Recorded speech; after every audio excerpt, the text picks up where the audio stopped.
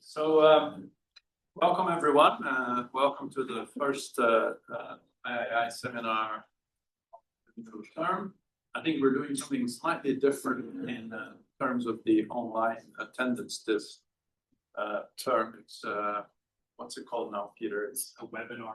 It's a webinar rather. So the interaction is a little more limited, but people can, if there's anyone online, you can ask questions via the chat function and it will get read.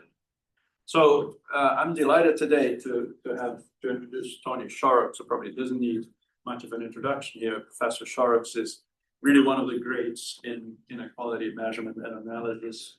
He did his PhD here at LSE with under Frank Hahn and Terence Gorman. He was a lecturer and a reader at LSE before moving as a professor to the University of Essex, where we have another person who's been in Essex for a long time here. Where he was professor, chair of, head of the department, and where he was instrumental in setting up the British Household Panel survey.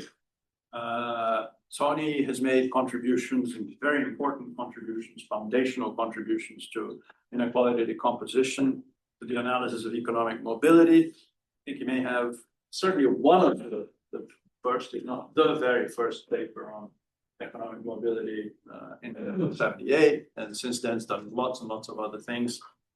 At my last count, he had 7 papers in Econometrica, which must be a record of some sort, in addition to various others. And more recently, he's been working a lot on wealth. But today, he's going to talk to us about the Gini.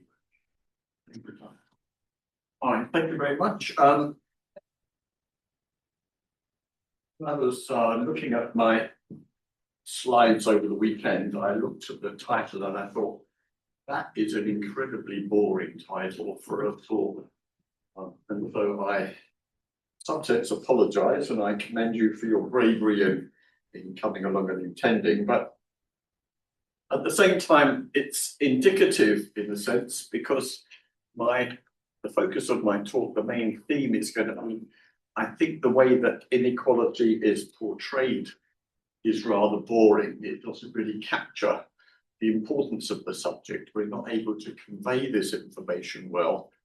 And I'm going to suggest another way of doing that, which perhaps is more compelling. I'll also say that I've sat in on so many talks. I can't remember how many talks in economics, thousands of them really. And if I look back and say how many of them are memorable, I couldn't really come up with a handful, but there's a sense in which this lecture might be memorable. And I'm in the sense that you might remember the lesson I'm trying to convey in a month's time or a year's time or 5 years' time. And it probably won't be, that was the greatest lecture I ever heard. It's not memorable in that way. It will be, that idea was so obvious. Why didn't nobody thought of it before? I'm hoping in some sense that's your view, because what I'm trying to do expresses a very natural way of expressing and representing inequality. So my starting point is a sort of typical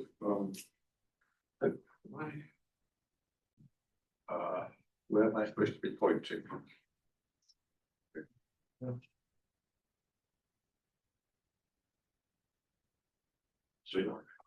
Okay, no, that was gone too. Right, this is my starting point. Imagine you're sitting there and reading something about inequality, and then someone comes up with a level, and they say, usually it's the Gini, usually it's some number, and then what do they say? They say the Gini is a measure of inequality that lies between 0 and 1. That's the sort of typical thing you read in the popular press. And you think to yourself, that's really not very informative just to say it's a measure of inequality between 0 and 1. It's actually not even true, because you can get Gini values above 1 if you have negative, as you sometimes get in wealth distributions, because you have negative wealth values. And we wouldn't really accept this in something else. If someone said this is a measure of inequality or a measure of poverty, just to say it's a number between a range is not really, you don't get any feeling for what the level is. I chose this particular example because it happened, if you look at the World Bank, they have a list of countries and they divide countries into two groups, lower inequality and higher inequality. And they take 40% is the dividing line. So as far as the World Bank is concerned, 40% Gini is the distinguishing line between anything lower than that is lower inequality, anything else is higher income inequality. But I mean, I've been working on wealth inequality for such a long time, and I have to say, I never really got an understanding, an intuitive understanding myself of what the level of the Gini level was. I mean, I looked at the data, I knew something about what numbers come up and what is high and what is low, and there's other people that work in this area here, and I think we'd all share the same thing that, you know, yes, it seems a reasonable dividing line. 40 does seem a bit high, but there's no intuitive reason why 40% Gini is high. So I'm trying to think to myself what, if someone was just accepting this and didn't know much about it, there are some sort of obvious questions you might start to, anyone that was curious might to say, okay, someone's talking about inequality. Why are these people measuring, what is the Gini coefficient? Why choose this? What does the value mean? And why is 40% high inequality? So, I mean, this is, I mean, if I'd been asked in the past, my answers to this, why choose the Gini coefficient? I think people who are practitioners would just say, well, that's what a lot of other people report. So it's just familiarity, if you like. If they're saying, what does the Gini value mean? If they're pressed, they probably say, well, it's related to the area under a Lorenz curve or above a Lorenz curve. So again, that's not really much help to a curious layman. I mean, because you're just saying, here's the Gini, now you've got to learn about the Lorenz. It's just, if you like, putting off the problem. And why is 40% high inequality? I think you would just say, well, that's what the World Bank have come up with. Their experts have looked at it and they think that's a good dividing line. So it's, you know, it's not very, it's incredibly unsatisfactory because basically this is just saying, leave it to the experts. Here's a number, just take our word for it. This is, it's a higher number if it's over 40. But there's no intuition there. There's no way of conveying to people, this is really high and get some intuition for that. So what I'm trying to do is suggest, I'm going to suggest other answers. It can certainly to at least two of these questions. But let me also just begin with a little bit of background, because when you start to think about it, and I didn't really realize this until I was thinking about it, inequality is quite a difficult thing to capture. If you're saying, why is it more difficult to capture than, say, inflation rate or poverty? Why is inequality more difficult? One reason is that there's just lots of questions and people look at it in different ways and really answer it and expect something else from the measure. For a start, when we're talking about inequality, do we just mean we're talking about differences between people or disparity? Or are we talking about something being unjust or unfair? So this, I mean, obviously, if you think of inequality as being something unjust, the immediate implication is you would like to see lower values of it. But with a pure descriptive idea, and it's not part of the equation, you don't have to view it in that way. Then there's the question about relative or absolute. Are we interested in relative differences in people's incomes and wealth, or is it absolute differences? I mean, Are we concerned that Elon Musk has 10 million times my wealth, or is it because he has $500 billion worth more wealth than me? Are we talking about absolute or relative? I'm just to give you most of what I'm going to be talking about is mainly a descriptive view, and it's about relative differences, but people can take different views, and that aspect can be explored. The most important thing, it seems to me, is when you're talking about inequality, you're not viewing just a level which you're trying to measure as you would in, say, inflation. You're talking about a distribution. You're talking about a pattern of incomes. You can't talk about inequality of one person. It's always relative to other people. So you're looking at a pattern here, and you're trying to capture that in a single number. And that's the crucial thing where it makes inequality measurement inherently more difficult. And because of that, because you have a distribution, there's necessarily a sort of value judgment involved in any inequality measure.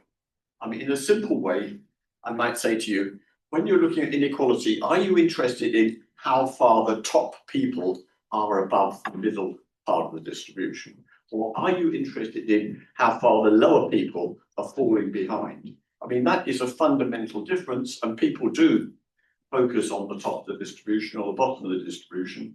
And you can't, necessarily the way that you view inequality and measure inequality is going to depend on that.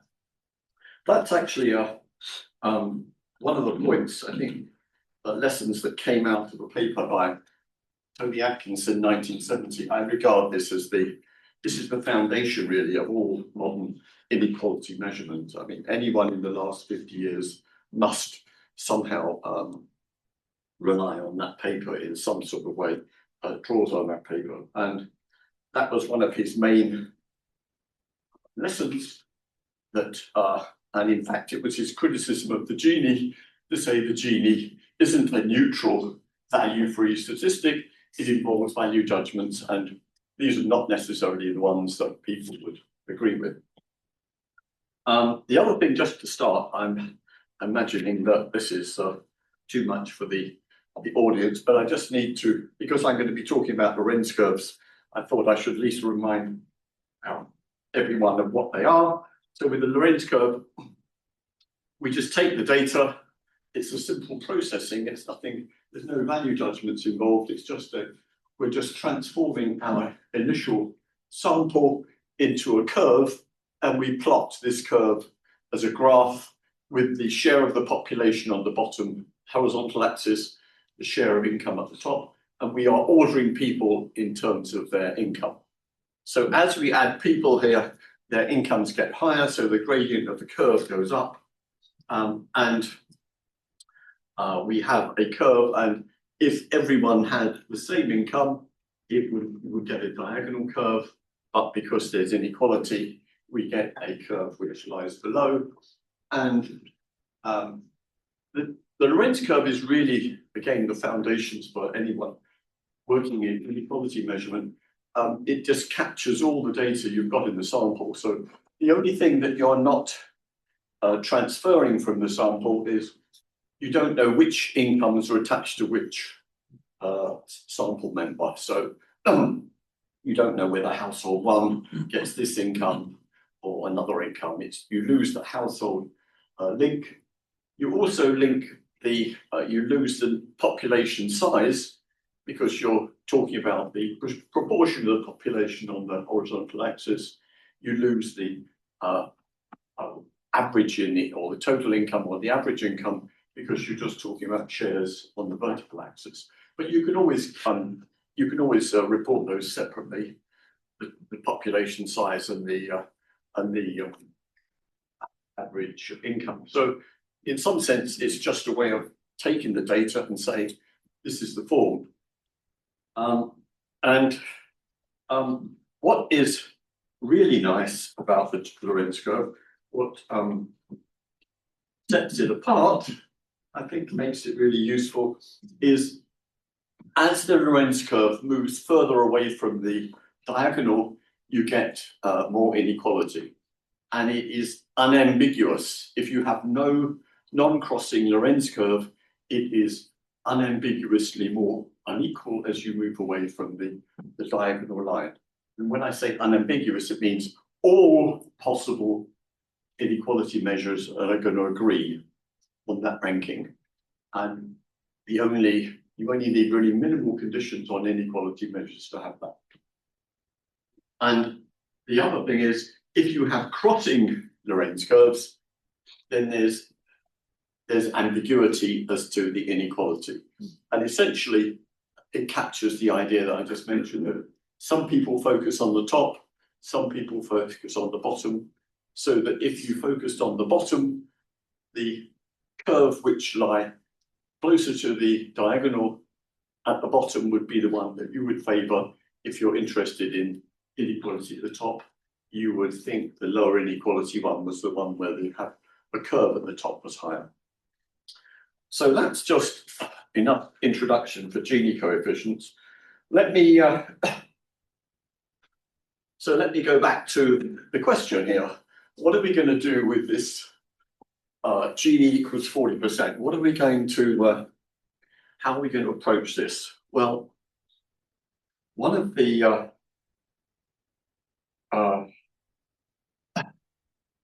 just you've got to start thinking about. I'm trying to imagine your earliest conceptions of inequality. How is it that you first conceived it and might be able to understand it? I'm imagining myself as a 2-year-old wandering in the street with my mother, and I see another child with an ice cream, and I don't have an ice cream, and I think it's unfair that someone's got an ice cream and I don't. Or maybe I have a very small vanilla ice cream. They have one which has got all sprinkles and chocolate flakies in it, and I'm somehow thinking it's unequal. Or we're sitting down at a Christmas children's party, and someone is dividing up the cake, and they divide it into different size segments. We would, I think, immediately have some feeling that there was inequality here. This notion about dividing up a pie or a cake is really fundamental, I think, to our conception of inequality. And yet nobody seems to have used that to understand inequality or represent it. So let us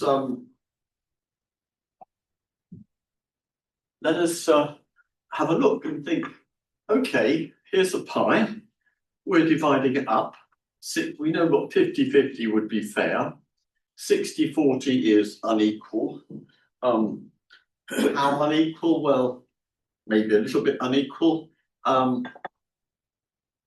We would think the person with the richer person here has got an excess, has got more than their fair share, and I'm going to regard that as the excess share. That's the excess share in my title. An excess share of 10%. So we have a 60-40, we're going to think of that as an excess share, and we've got a distribution here. We've got a two-way split. It is inequality. We can measure it, and we can measure it according to the Gini coefficient. And you ask yourself, what would be the Gini value? And the Gini value is 10%. I'll explain the actual steps, if you like, later on. But so here we have a situation in which the excess share of the richest person is 10%, and the Gini coefficient is 10%. And if we, I don't know what's happening here. All right, okay. My slides seem to differ from the ones I've got here, but here's a 80-20 split. 80% is 30% more than their fair share. The Gini coefficient is 30%. If you have a 70-30 split, the Gini is 20. If you have a 95-5 split, the Gini is 50. There we are, all our little pies. So I guess I don't need to say, can you deduce a an overall summary there. It turns out that if you have a simple split of a pie between two people, and you take the excess share of the richest person, the Gini value always equals that excess split share.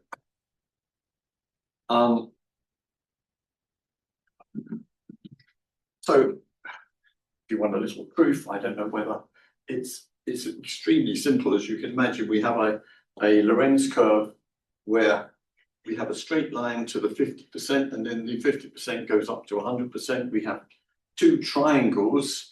The area above the Lorenz curve splits into two triangles.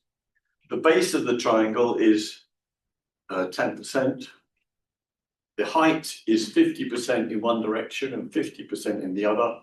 You add those together, you get 1/2 of 10%, or 1/2 of 10%, and then as a proportion of the total area under the triangle, it is simply the excess share. So this is, I say, all you need here is the area of a triangle to do it yourself, and the concept of the Lorenz curve. So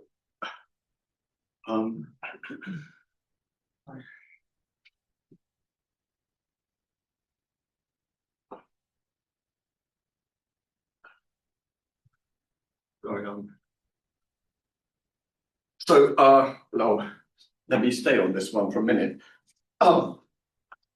Which would, it's wonderful to say, okay, we now have a way of understanding the Gini coefficient. We could always think of it, we could always picture it in terms of a pie, and in which there's two people and one of them's getting a larger share, and that larger share is by the amount of the Gini.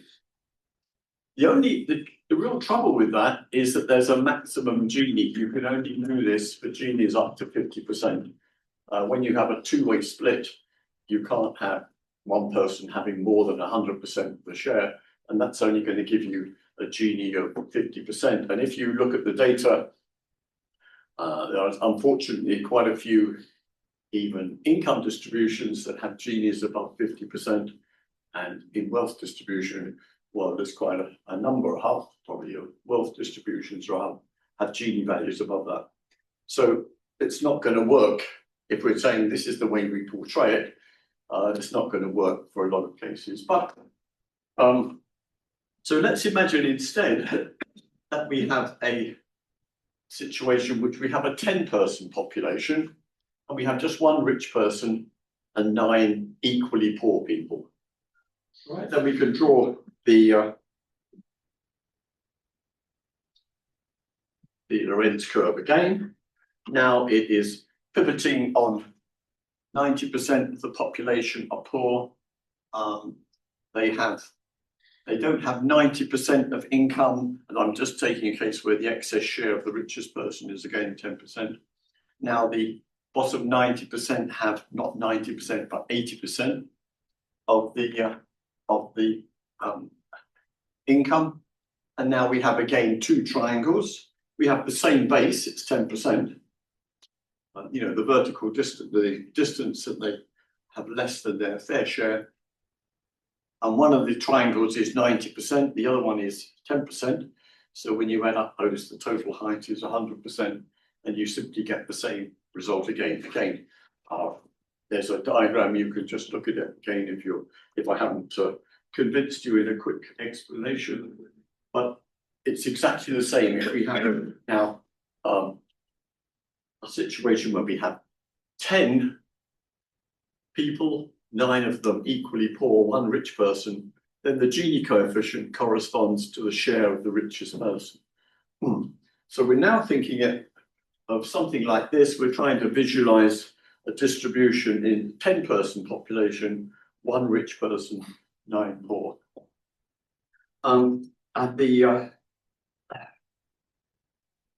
In fact, you can generalize that even more. So we have here the Gini value. If we do a two-way split, in which there's always one rich, and the only common thing here is however many people you have in the poor group, they're all equally poor, then the excess share of the richest person dictates the whole distribution, because you know how much the rich person's share is, you know how much the poor people share, you just divide it up amongst them. So it could go to any number n, any arbitrary size here. It gives you the same result. The Gini coefficient always equates to the excess share of the richest person.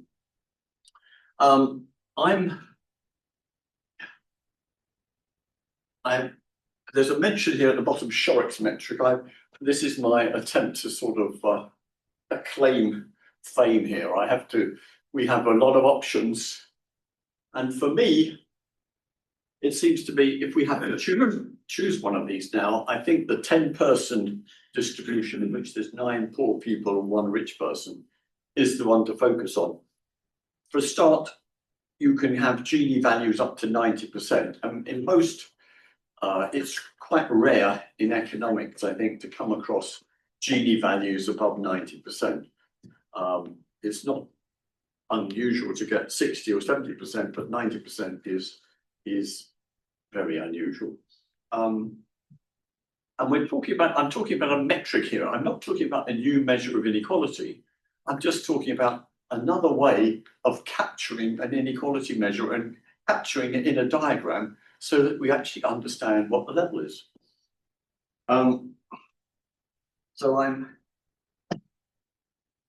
Let us come back then to my questions and new answers to the same question. What is this Gini equals 40%? Explain it to me. So what do I do now? I say, well, why choose the Gini coefficient? I don't particularly like the Gini coefficient because it fails a certain condition of subgroup consistency, but I'm not going to get into that.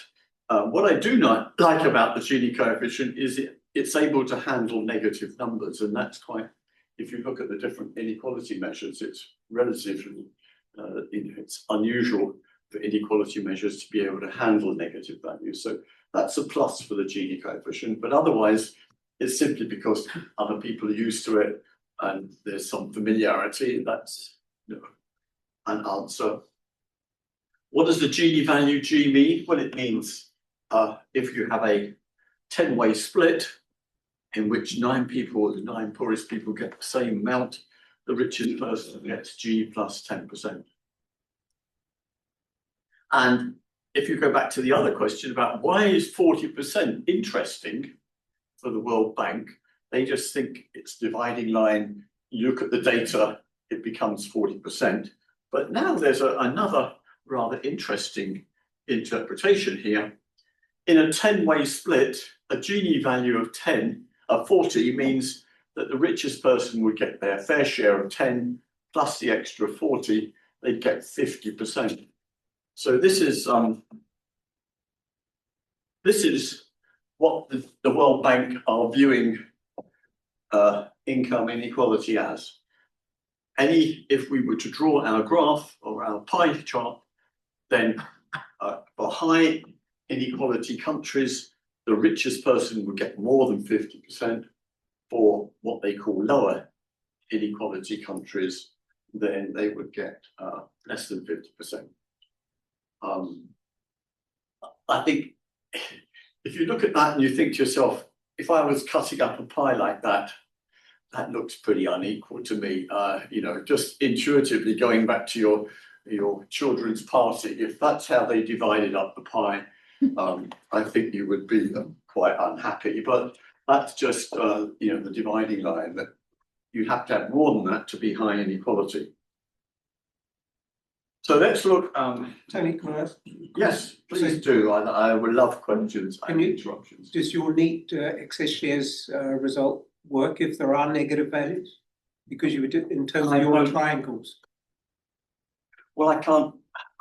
It would work okay because you're taking the bottom 90% and you're just taking their average, as long as the bottom 90% have a positive amount. So it has. But you can't.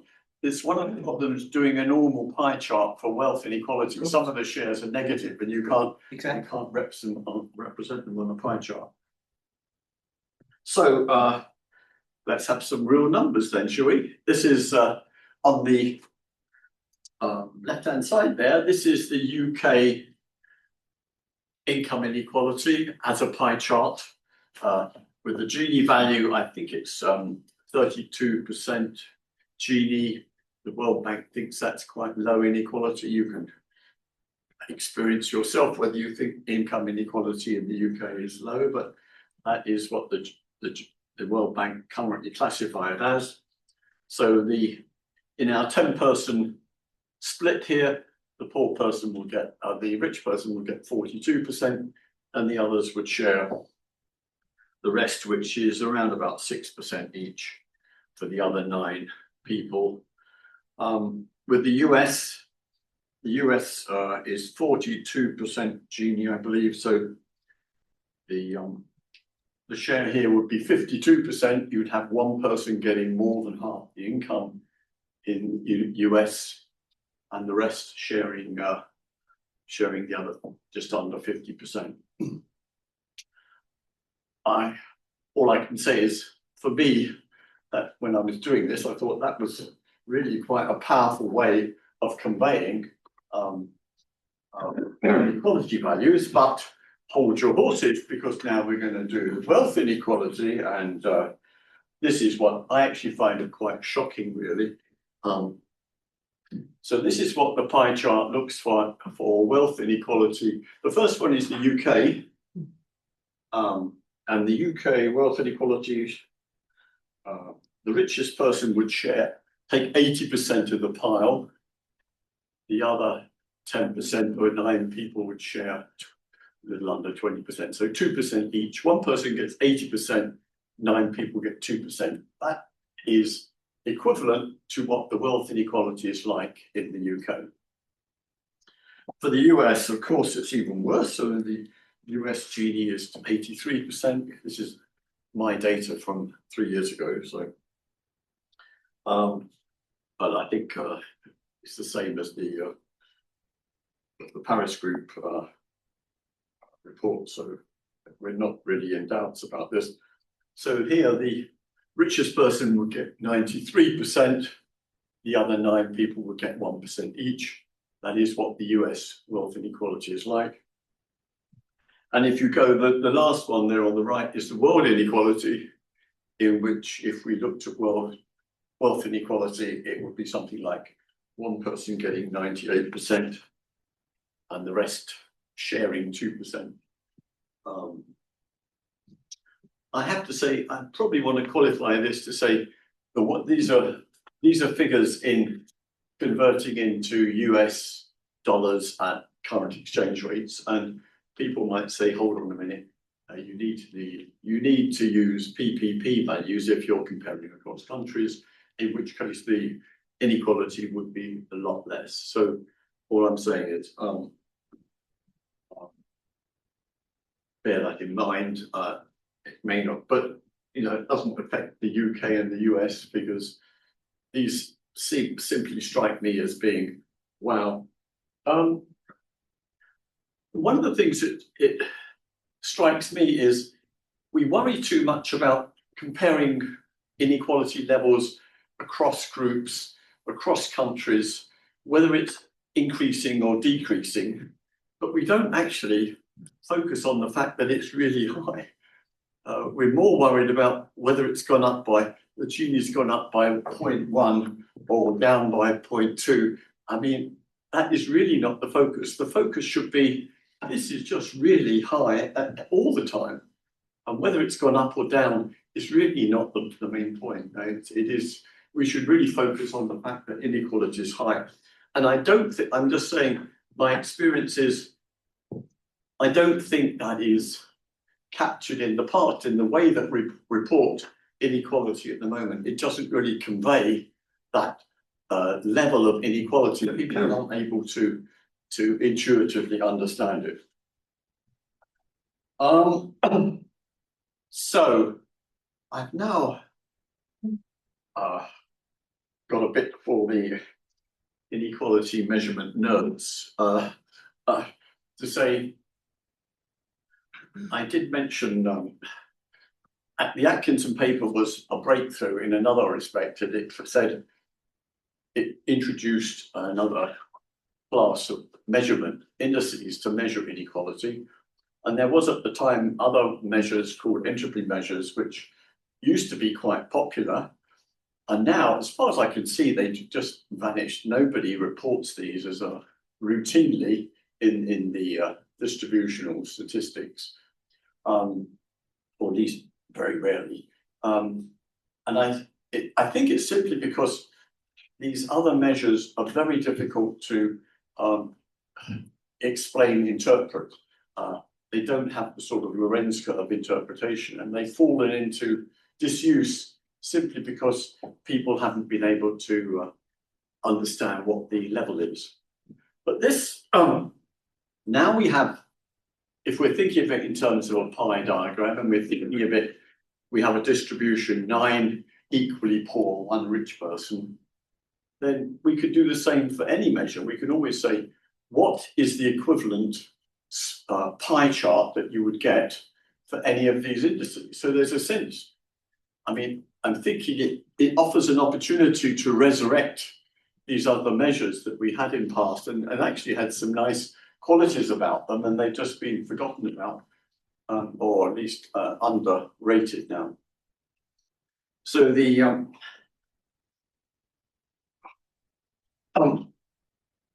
and so what is nice here is that this, what I've called Shorrocks metric, it provides a common metric. You could use this, apply this to any inequality measure.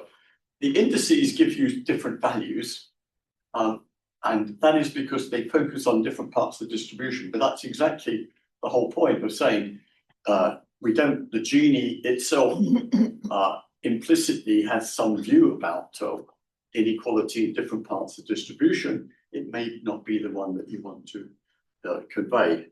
So using other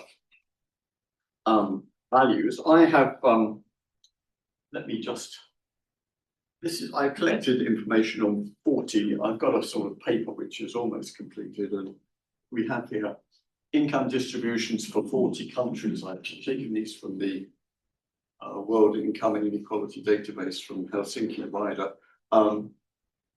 You'll see when you plot these, a lot of these distributions are non-overlapping. So if you just take 2 countries at random, the chances are that there will be unambiguous inequality ranking, but some of them overlap. So when you're comparing, if you're just comparing the rankings under different inequality measures, the chances are very often they're going to be the same. I mean, that's fine. We don't have to be too fussy about it. In some ways, it's nicer if they all agree, because then there's a clear movement in one direction or another. But you could do the same, and you could do it. I've done these values for 2 ways, but I think probably I'm not gonna. I'll focus on my Shorrocks metric here and say something about. So I've given you now the Gini values, which are always the excess share.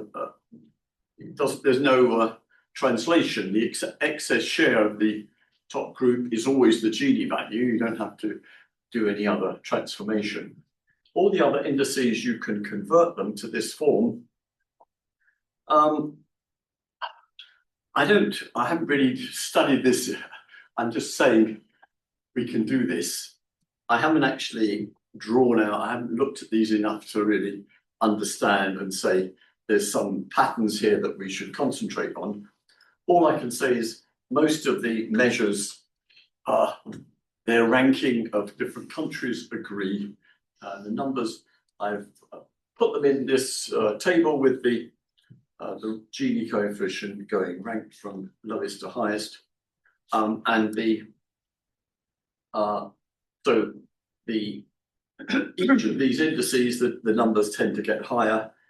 In most cases, they're really quite similar, so you don't get a huge difference between the number you get from the Gini and the number from other things, except probably if I'm looking at this pattern without doing a great detailed analysis, the other inequality measures tend on the whole to be lower for lower inequality countries, and I'm not able to offer an explanation for why that is. And as you get to the high inequality countries, then it's there's certainly some cases where you get higher values for some of these other indices. Broadly speaking, the entropy indices here, E2 is the one which focuses more on the top of the distribution, and the same is true of the Atkinson index. So the ones on the left, on the right hand side here are the ones you would expect to give you higher values, because they give a more of a focus on inequality at the top where there is greater inequality. A2 is bottom sensitive, isn't it, Tony? Sorry, A2 is bottom sensitive. is it? Yes, Okay, then it's ordinary equivalent to, sorry, nerd talk. yes. Generalized entropy -1. Well, thank you very much. Yes, I think A1 and actually, E0 are ordinary if you equivalent. look here, no, E0 is equal to A1. Exactly, that's what I'm saying. That, and they rank it, got exactly the same So numbers. these numbers are just actually they're not. They don't give you the same number, but they give you the same ranking. So when you do the transformation into Exactly. the equivalent of the share here, you get the same numbers. Yes. I have. It's so long ago since I worked on this. I was certainly stand corrected. I'm not sure. I'm just saying. I've looked at these. These are numbers. You can have the slides and look at them yourself. But I think there's some interesting observations to draw from this, but I'm not sure at the moment how I'm going to draw them. So that is my end, and I've still got 15 minutes to go, which is a good stop for a question if I'm able to cope with them. So thank you very much.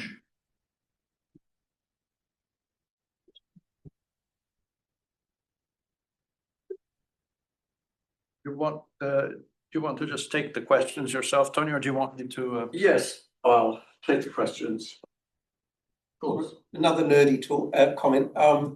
Frank Cowell, when he was on his early papers on generalized entropy indices, talked about their interpretation in terms of differences in income shares.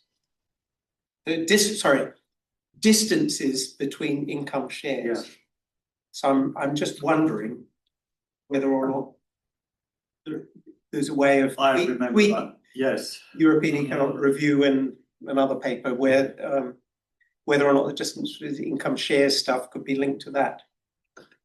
I remember the same Frank papers, and essentially he looked a lot on saying the different measures, the way that they judge, and if you make a transfer between these two individuals or equalize, suppose you have two incomes and you equalize them, then where they are in the distribution affects is reflected in the inequality measure, but my memory's gone and I'm not sure what, yes, I mean, it's just another way of capturing the notion that different measures focus on different parts of the distribution and judge equalizing transfers, they weight them in different ways. And that was the interpretation, but he actually wrote down a distance function, which was the okay, which is why I'm thinking of it as, because you've got distant implicit, you transfer the distribution into an equivalent sort of distance of a sort. So yes, okay, thank you.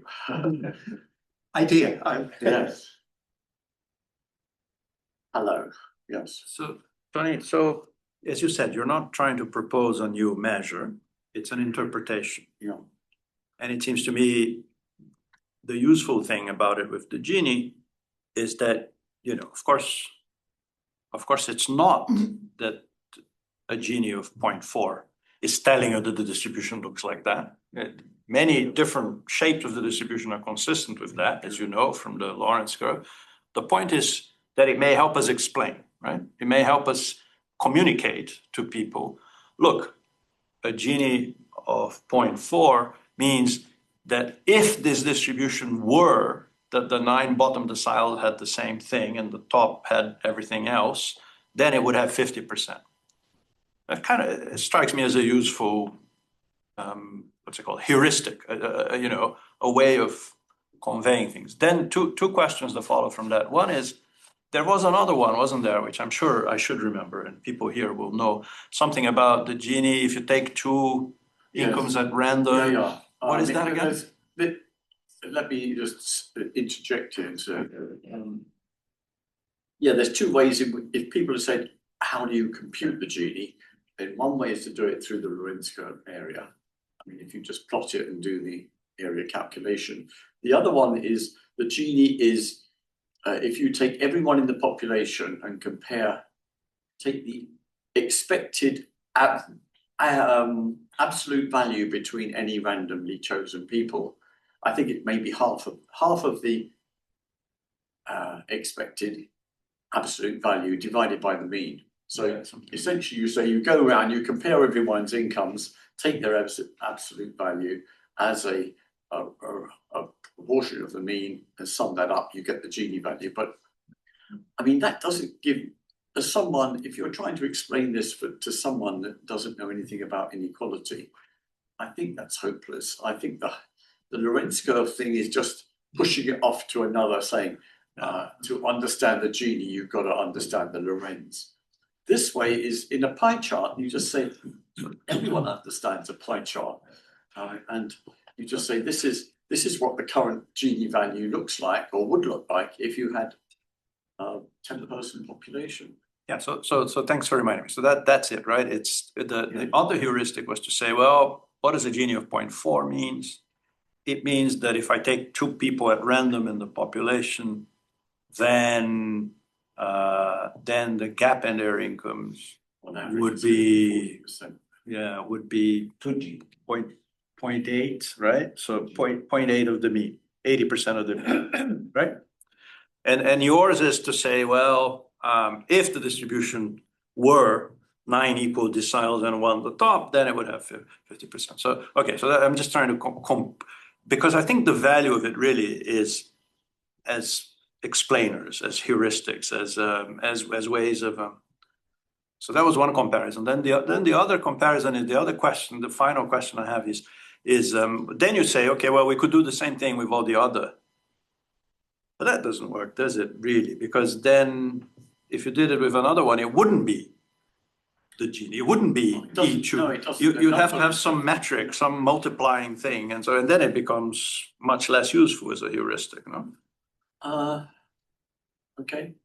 It doesn't have quite the compulsion, but in terms of, I'm just thinking about as a way of bringing other inequality measures back into the discussion. One would be able to say, okay, because in the past, we've just reported the Atkinson index value and nobody's got a clue as really what, I mean, you can interpret it, but it's very difficult. I mean, we don't have any doubts about this. And the same is true of entropy. I mean, I think there's a famous Amartya Sen quote where he just says that he hasn't got a clue what an entropy tile coefficient represents. It's quite right. I mean, it's just a number. And even those who've worked in this for many, many years don't really have a feeling for what that number means. It doesn't really have any intrinsic meaning. But when you, so it's just this question about, can we convey something in a way that people understand? And I'm also thinking, the pie chart is a diagram, and the way that diagrams immediately relate to people in a way that the numbers and tables don't. I mean, this one picture is worth 1,000 words is, I think, quite accurate. Just saying, this is it. This is what it looks like. How do you feel about it? All I can say is, I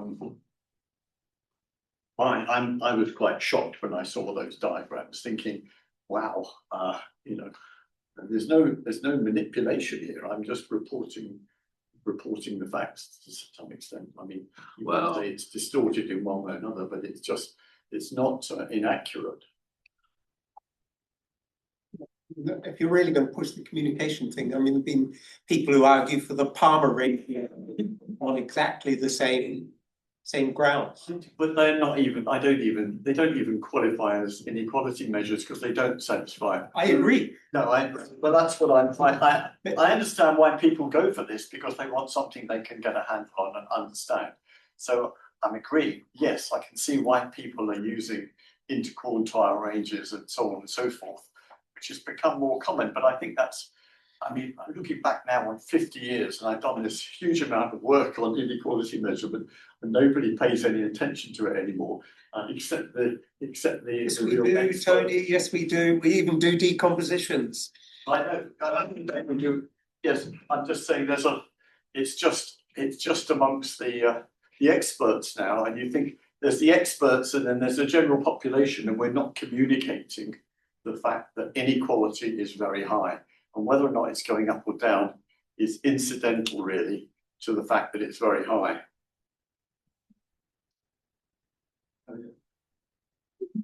In terms of communication, I was wondering, of course, I think it's great precisely to communicate the extent of high inequality. But if we move to low inequality countries, I wonder whether this type of diagram might not raise questions up to what's going on at the bottom, or what's happening with the 10% poorest. Because I mean, when you move to wealth, it's shocking, right? And the 10% poorest will not even would be hard even to describe what's happening. But if you look at income, I don't know, in Denmark, Sweden, where the bottom, I mean, where the top is small, people might want to know what's happening at the bottom. So that's my, I mean, in terms of communication, how would that? Yes, I'm not suggesting this as an alternative for people that present a whole Lorenz curve. I mean, I think there's no substitute for doing that, but it's just in terms of when you're communicating and it gets to a wider audience and you get into the popular press, I think at the moment we're failing to really convey that the level of inequality is very high and what is happening to it. And also, I mean, you've got numbers, does anyone have a feeling for if the Gini coefficient goes up from 0.32 to 0.35? Is that a big jump? Or I mean, again, I think of myself, I've got no idea really saying 10% jump. What does that mean? It just doesn't input into me. I don't understand. I don't have any intuition as to what that means. So we have some questions online, I think. Okay. Did you? No, I have. How do you communicate a comparison between two countries with the same Gini but different top 10% shares? Well, the plot would be the same. Yes. How can we make that step? Well, you're asking me something. I'm really just trying to communicate the general level. You're trying to say now, if we compare some of the detailed distributions, well, we know what we've got to do there. We've got to perhaps plot the Lorenz curves and show what the distribution is in the rest of the distribution. But I don't have any answer to all the questions. Just to say when they have the top 10% share the same.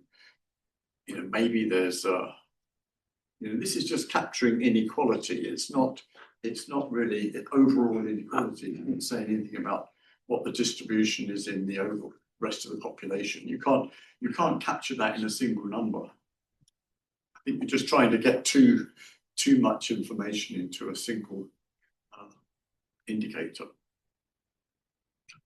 Do you want to read the online questions? Right.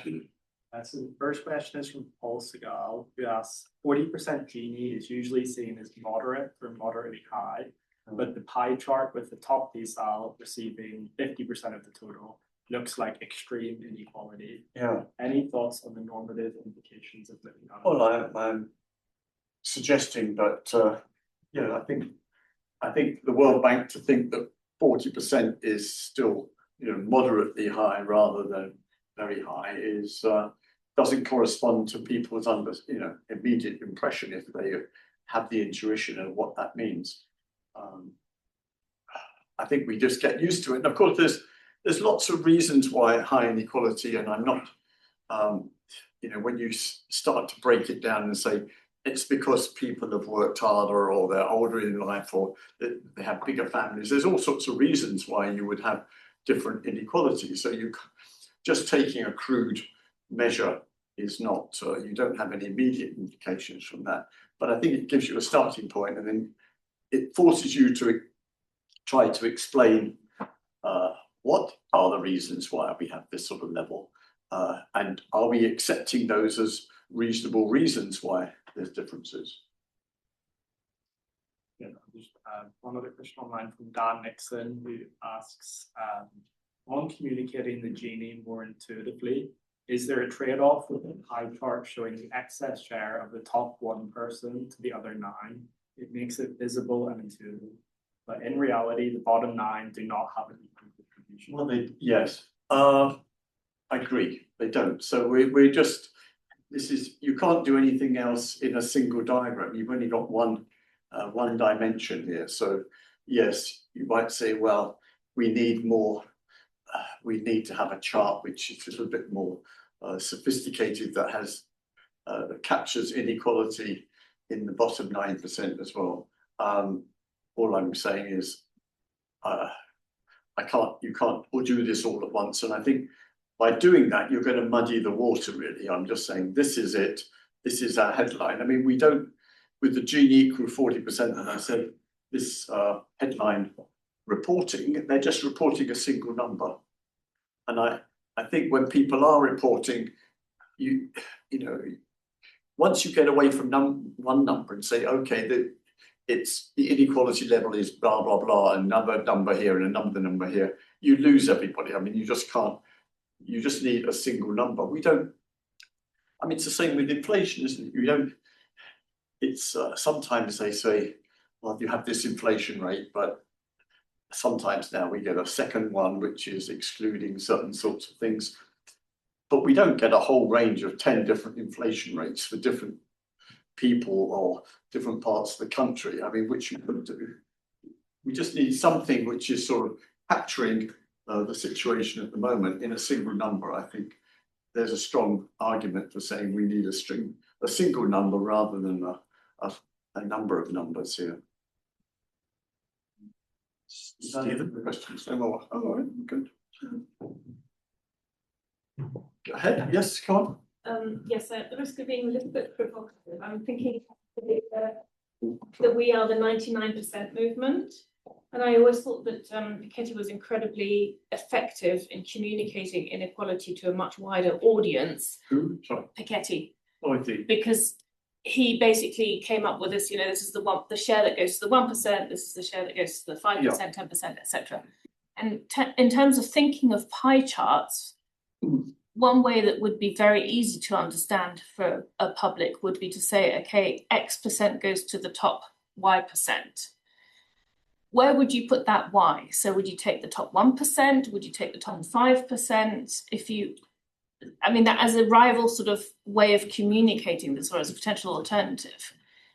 Where would you go with that? Well, actually, Piketty goes on from 1% to the 0.1% or the 0.01%. So there's a sense in which my view of inequality is, yes, there is a big problem at the top, and we see that the top 1% is drawing away. But actually, a lot of wealth inequality, the importance of wealth inequality is what's happening to the rest of the distribution. It's by focusing on that very top, which actually is very much related to what's going on with share prices. So you can have it going up and going down.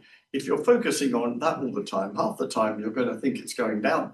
But it's the level for everybody. It is everyone's just in the general population, which is important. And it's really getting lost in a lot of the discussion. So yes, I know I'm very happy, I'm happy to have 1% shares. I report them myself all the time with the with our wealth series. So yes, I think it's important, but I also think just the general level of inequality is important as well. And in some sense, it's undervalued. People don't realize just how high inequality levels are. We'll have Stephen as the last question. Sorry, well, it's actually picking up on Javier's point. Can you redo this as share shortfalls? So instead of doing it in terms of a bar chart with the share going to the rich, which is big, and 10 others, can you have a very low one for the poor and 9 equal top ones? That would bring out this point. I will leave it to other people to do this, if you don't mind. I think there's a sense in which I'm not going to try and muddy the water. I think No, I understand, but it's you're saying you've got a series. It's the same triangle Sure. argument, isn't it? Given the Lorentz curve is symmetric. I mean, and I'm sure there's lots of other ways, and you can do diagrams, and I'd be very happy to have different representations if there are things which we can immediately get a handle on, an intuition for, and understand. Yes. Right. On that note, thank you very much.